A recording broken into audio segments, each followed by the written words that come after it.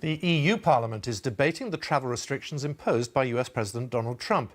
EU Foreign Policy Chief Federica Mogherini made a statement at the opening of the debate.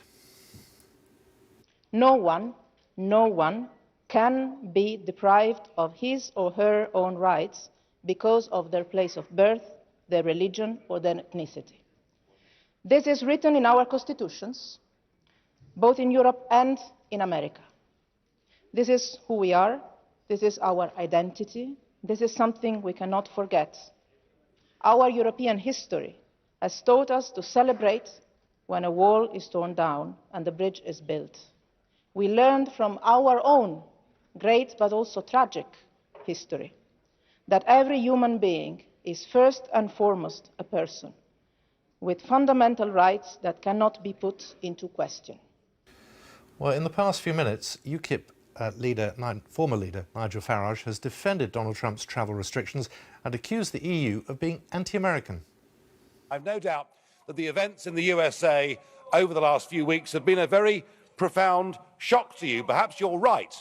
You see, what has happened here is somebody has stood on a manifesto for election, got into office, and within 1 week said that he will hold faith with his own electorate. It is called genuine democracy. Unlike the system we have in the European Union, where the unelected commissioners like Mogherini here have the sole right to propose legislation. So I'm sure that it's a great shock to you to see that a genuinely elected Democrat is doing what he was put in to do. And it must be, I would think today in Washington. Sorry.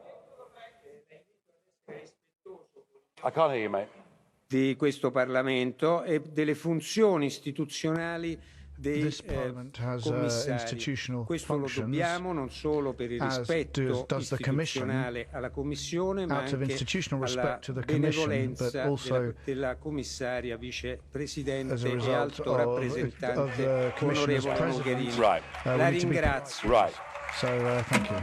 And out of institutional respect, President, to the truth, perhaps you will understand and agree with me that within the European form of lawmaking, it is the unelected Commission that have the sole right to propose legislation. If I'm wrong in saying that, you can throw me out of this Parliament right here, right now, this afternoon. Onorevole Farage, io la richiamo soltanto a un atteggiamento rispettoso. I am just asking you to be a little bit more respectful, please. Prego, può continuare. You may continue. Oh, I'll be respectful, all right. And perhaps you will be too, for the right of the leader of a political party that won the European elections in the United Kingdom in 2014.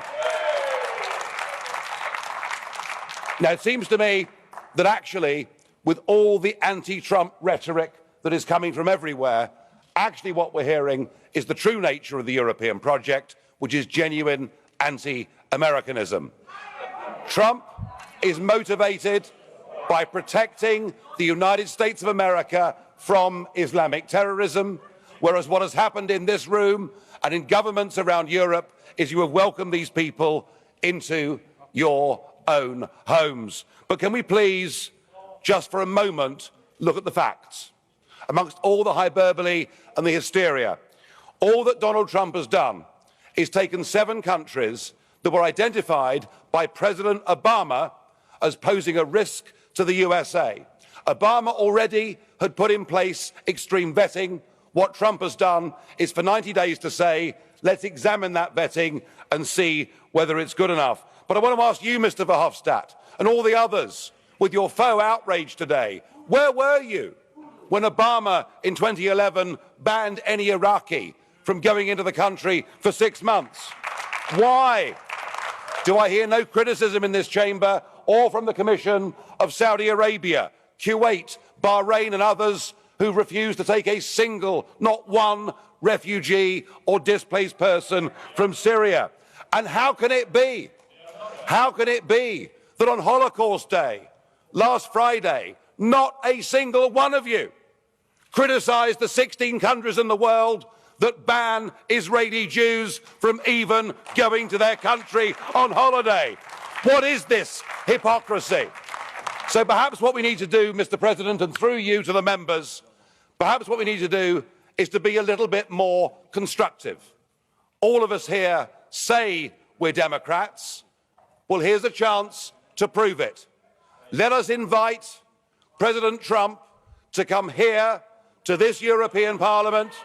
I'm sure as Democrats you'd all agree that what we need to do is to have an open dialogue with the newly elected, most powerful man in the world. And if you throw that rejection back in my face, then you prove yourself to be the anti-democratic zealots that I always thought you were. Well, we thought PMQs was lively today. It had nothing on that, did it? Let's talk now to our Europe correspondent, Damian Grammaticus, who is in Brussels. And clearly, tempers getting very frayed there, Damian.